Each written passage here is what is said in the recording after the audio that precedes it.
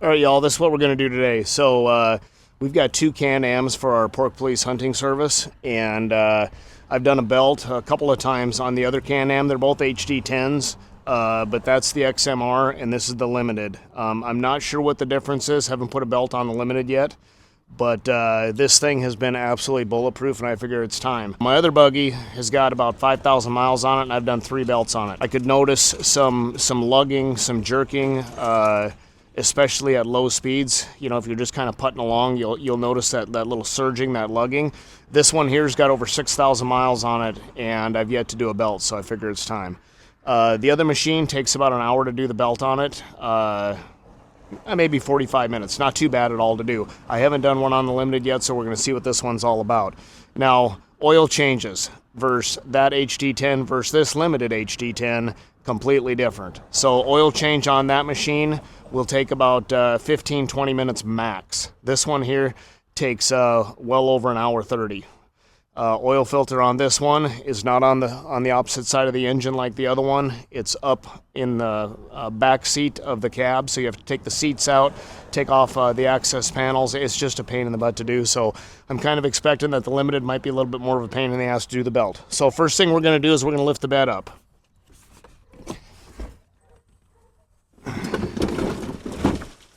So we're going to pop this beauty shroud off here, so that way we can access the area that we need to access. They do make a little tool for this, but I just don't I don't happen to own one.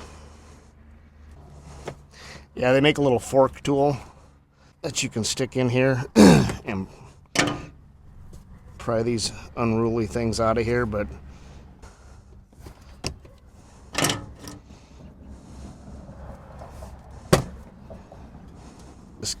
let's just get them out of here. Well, that shroud came out easy.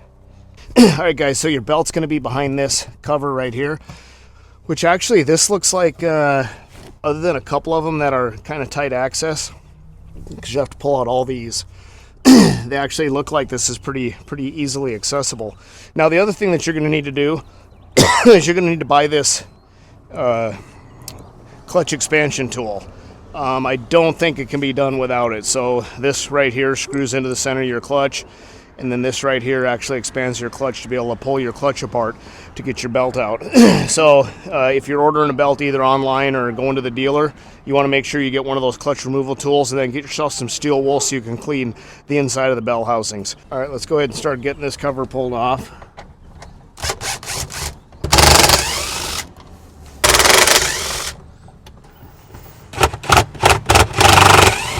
Kind of a pain in the ass. I mean, you could, if you really wanted to, I guess you could pull the tire off. All right, I think I got them all off. Yep. Okay. All right, guys, we're gonna just take the shine out of this with some steel wool. Just try to get the glaze off this housing.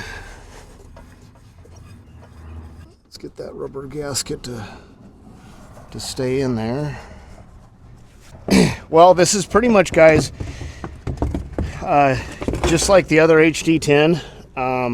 It actually came apart exactly the same way, so it was pretty basic, pretty easy to get it apart. Your little clutch puller tool just screws right in the center of this. Screw it down all the way. Just make sure this isn't in the way. So you screw it down all the way. Now, so here's the thing, guys. Where this thing seats up, and this is where, kind of hard to believe that they tell you to do this, but this is how they want you to do it. So what they want you to do is slip a coin in there and then butt that up on there so you don't damage your clutch surface. I'm just going to use this little 10mm wrench that comes in the toolkit. I'm going to crank that thing in. Okay, so now I've got the clutch tool expanded the clutch housing here. So now we're just gonna work this belt out of here. So now we've got a little bit of free play in this. And of course they don't give you a whole lot of room, but once you get the thing started, you can There, once you get it started, you can turn it and pull it off, and then you gotta work it past this one as well. Okay, so here's our old belt. Let's take a look at our new belt. I don't know if we'll be able to get a visual difference on them. So,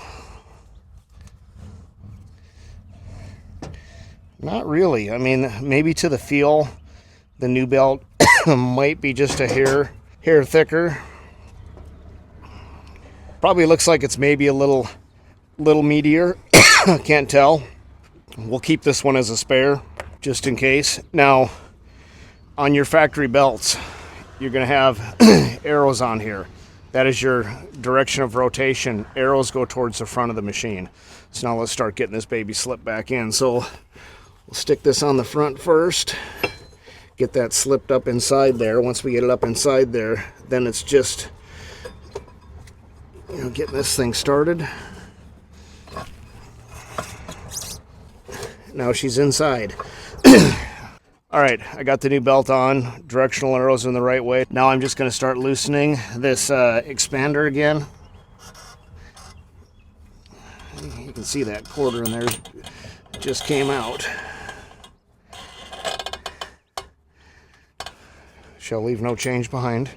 Okay, so guys, what you want to do when you get a new belt on these things is you want to take it easy for about the first 30 miles, just to kind of let the belt seat in. What I'm going to do is I'm just going to crank it over a couple of times just to make sure everything is seated.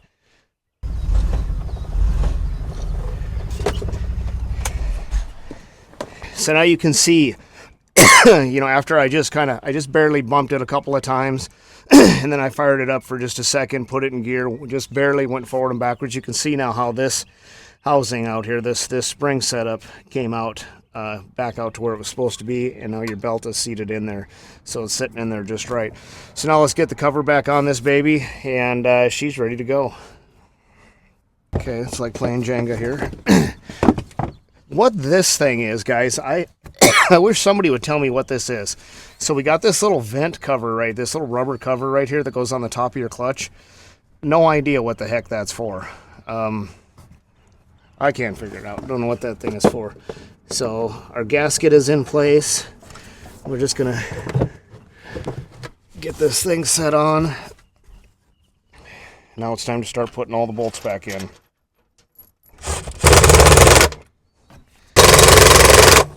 Alright guys, we got all the screws put back in.